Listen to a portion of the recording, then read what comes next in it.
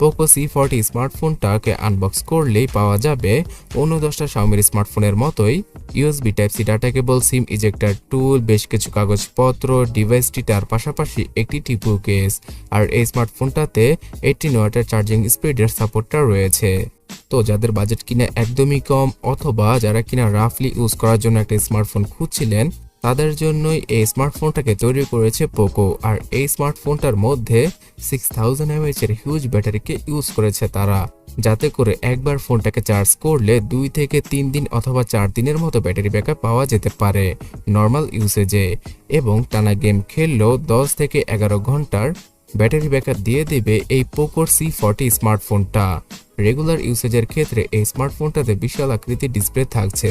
তো ডিসপ্লে সম্পর্কে জানার আগে ফোনটার চার্জিং স্পিড সম্পর্কে জেনে নেওয়া যাক। 18 ওয়াটের চার্জিং স্পিডের সাথেই আসে পোকোর এই ফোনটি। 6000 mAh এর ব্যাটারিটা পুরোপুরি চার্জ হতে প্রায় 2.5 থেকে 3 ঘন্টার মতো সময় লেগে যেতে পারে। তবে একবার চার্জ করে নিলে আর কোনো ঝামেলা নেই, আপনারা নিমিষেই 2 থেকে 3 দিনের মতো ব্যাটারি ব্যাকআপ পেয়ে যাবেন। পোকোর এই স্মার্টফোনটার পেছনের ডিজাইনটা অনেকটাই ট্র্যাডিশনাল পোকোর স্মার্টফোনের মতো। পেছনে অনেক বড় একটা ক্যামেরা বাম্প রয়েছে, যেখানে কিনা পোকোর ব্র্যান্ডিংটা আপনারা পেয়ে যাবেন। যেই ডিসপ্লে সম্পর্কে বলছিলাম, সেই বিশাল আকৃতির ডিসপ্লে হিসেবে 6.71 ইঞ্চির একটি IPS LCD প্যানেলকে ইউজ করেছে পোকো তাদের C40 স্মার্টফোনে।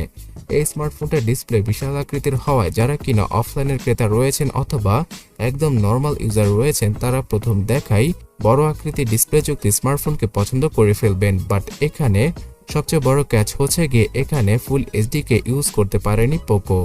এখানে HD+ রেজলিউশনের ডিসপ্লেকে ইউজ করেছে তারা, তাই কিছুটা বেশি ব্রাইটনেসে যে কোনো কন্টেন্ট ওয়াচ করার সময় শার্পনেসের ঘাটতি ডিসপ্লেতে অনেক বেশি চোখে পড়বে। পিক্সেলগুলো কিছুটা ফাটা ফাটা মনে হবে, তবে ইনডোরে ইউজ করলে অনেকেরই এটা চোখে পড়বে না। আর এই 6.71 ইঞ্চির HD+ রেজলিউশনের ডিসপ্লেকে ইউজ করার একটা মেইন রিজন হচ্ছে গিয়ে এই স্মার্টফোনটার প্রসেসর ফুল HD+ রেজলিউশনের ডিসপ্লেকে হ্যান্ডেল করতে অক্ষম। তো এই কারণে HD রেজলিউশনের ডিসপ্লেকে ইউজ করেছে পোকো এখানে। আর আউটডোর ভিজিবিলিটির কথা বলতে গেলে এই ডিসপ্লেটা অতটাও ব্রাইট নয়, শুধুমাত্র 400 নিটসের ব্রাইটনেস রয়েছে এই ডিসপ্লেতে। তাই ইনডোরে আপনারা খুব অনায়াসে ফোনটাকে ইউজ করতে পারলেও যখন কিনা আউটডোরে সূর্যের আলোতে ফোনটাকে ইউজ করবেন, ডিসপ্লের কন্টেন্টগুলো খুঁজে পেতে আপনাকে কিছুটা অসুবিধায় পড়তে হবে। তবে অ্যাজ এ বাজেট ক্যাটাগরির ডিভাইস, আর যেহেতু এই স্মার্টফোনটা 12 থেকে 13,000 টাকায় বাংলাদেশে আসবে, সকলেই এই জিনিসটাকে মেনে নিতে পারেন। তাছাড়া ডিসপ্লে প্রোটেকশন হিসেবে কর্নিং গরিলা গ্লাসকে ইউজ করা হলেও কোন জেনারেশনের গ্লাসকে ইউজ করেছে পোকো সেটা স্পেসিফিকভাবে জানায়নি। সফটওয়্যার এক্সপিরিয়েন্সের কথা বলতে গেলে Poco out of the box এই স্মার্টফোনটাতে অ্যান্ড্রয়েড 11 এর সাপোর্টটা দিয়েছে, যেটা আসলে হতাশজনক।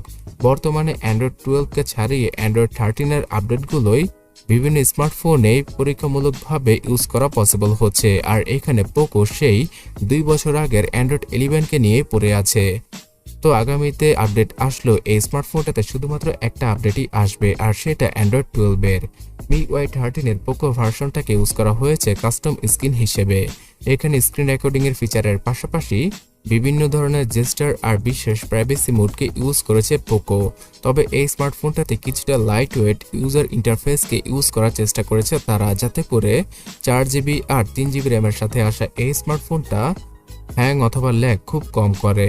এই স্মার্টফোনটাতে আগামী 3 বছরের MIUI আপডেটের পাশাপাশি 2 বছরের সিকিউরিটি প্যাচের আপডেটটা আসতে পারে। আর পোকোর C40 স্মার্টফোনটা একদম এন্ট্রি বাজেট ক্যাটাগরির স্মার্টফোন হওয়ায় এখানে মিডিয়াটেক, কোয়ালকম অথবা ইউনিসক কোনো ধরনের চিপসেটকে ইউজ করেনি পোকো। একদম নতুন একটা চিপসেটকে ইউজ করেছে তারা এখানে, যার নাম হচ্ছে গিয়ে JLG JR510।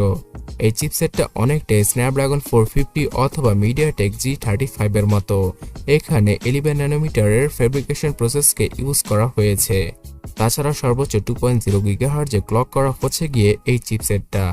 এখানে মার্লের G57 MC1 জিপিইউটা থাকছে। তো গেমিং এর ক্ষেত্রে এই চিপসেটটাকে আপনারা ভালো বলতে পারবেন না, বিকজ ফ্রি ফায়ার গেমটা মোটামুটি গ্রাফিক্সে প্লে করা পসিবল হলেও PUBG গেমটা একদম লো সেটিংসে রেখে 30 FPS এর নিচে খেলতে হবে। এছাড়া যে কোনো হাই গ্রাফিক্সের গেম এই স্মার্টফোনটাতে ইনস্টল করার কথা মাথা থেকে ঝেড়ে ফেলুন, বিকজ মিডিয়াম গ্রাফিক্স থেকে শুরু করে লো গ্রাফিক্সের গেমগুলোই প্লে করতে এই প্রসেসরটার জান বেরিয়ে যাবে।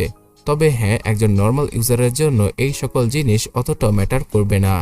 যারা কিনা ludo, subway surfer, temple run এই সকল লাইট ওয়েট গেমগুলো খেলে থাকেন, তারা ইজিলি এই ফোনটা দ্বারাই প্লে করতে পারবেন। এবং রেগুলার ইউসেজের জন্য 3GB এবং 4GB র্যামের ভেরিয়েন্টের সাথেই আসে পোকো C40 স্মার্টফোনটা। তো 4GB র্যামের ভেরিয়েন্টটা নিলেই সবচেয়ে বুদ্ধিমানের কাজ হবে, বিকজ বর্তমানের সবগুলো অ্যাপ 4 থেকে 6GB র্যামের সাথেই মোটামুটি ভালোভাবে চলে। এছাড়া এই স্মার্টফোনটাতে সর্বোচ্চ 2GB ভার্চুয়াল র্যামের ফিচার রয়েছে, তাই ভার্চুয়ালি 6GB র্যামকে ইউজ করা পসিবল হবে পোকোর এই C40 স্মার্টফোনে। 32GB এবং 64GB এই দুটি ইন্টারনাল মেমোরির সাথেই আসে পোকোর C40 স্মার্টফোনটি। এই স্মার্টফোনটার পেছনে রয়েছে 13 মেগাপিক্সেলের ডুয়াল ক্যামেরা সেটআপ, আর সামনে পাওয়া যাবে 5 মেগাপিক্সেলের সেলফি। ইমেজ কোয়ালিটির কথা বলতে গেলে যে চিপসেটটা কিনে এই স্মার্টফোনটাতে ইউজ করা হয়েছে তার আইএসপি খুবই লো, তাই আপনারা নাইট মোডে অথবা রাতের বেলা অত ভালো ভালো ছবিগুলো ক্যাপচার করতে পারবেন না স্বল্প আলোতে। অবশ্যই অনেক ভালো লাইটিং কন্ডিশনে, যেমন দিনের বেলা মোটামুটি মানের ছবিগুলো ক্যাপচার করা পসিবল হবে পোকোর C40 স্মার্টফোনে। এই স্মার্টফোনটা দ্বারা তোলা সবগুলো ছবিতেই শার্পনেস অথবা ডিটেলিং এর ঘাটতি চোখে পড়বে। তাছাড়া 5 মেগাপিক্সেলের সেলফি ক্যামেরার কোয়ালিটি আসলে অতটা ভালো হবে না। ইনফ্যাক্ট এখানে যদি 8 মেগাপিক্সেলের সেলফি ক্যামেরাকে ইউজ করা হতো তাহলে সবচেয়ে বেশি বেটার হতো। সিকিউরিটি সেকশনে পোকোর এই স্মার্টফোনটাতে রিয়ার মাউন্টেড ফিঙ্গারপ্রিন্ট স্ক্যানারের পাশাপাশি অ্যাক্সেলেরোমিটার আর প্রক্সিমিটি এই টুকটাক 2-3টা সেন্সরকে ইউজ করা হয়েছে। থাকছে সফটওয়্যার বেস ফেস আনলক। এছাড়া Xiaomiর যে একটা ট্র্যাডিশনাল ফিচার থাকে সবগুলো স্মার্টফোনে, মানে হচ্ছে গিয়ে আয়ার ব্লাস্টার সেন্সর, সেটাও পাওয়া যাবে পোকোর এই স্মার্টফোনটায়।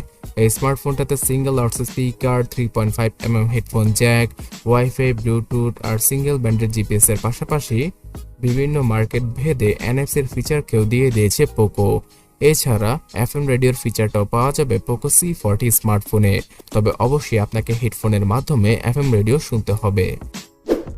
পোকো C40 স্মার্টফোনকে বর্তমানে ইউরোপের মার্কেটে নিয়ে এসেছে পোকো। এই স্মার্টফোনটার সবচেয়ে বড় কি হাইলাইট হচ্ছে গিয়ে অথবা সেলিং পয়েন্ট হচ্ছে গিয়ে এর বড় আকৃতির ব্যাটারি আর বড় আকৃতির ডিসপ্লে। আর হ্যাঁ, পোকোর এখানে অবশ্যই উচিত ছিল ক্যামেরা সেকশনে আরো ভালো কাজ করার।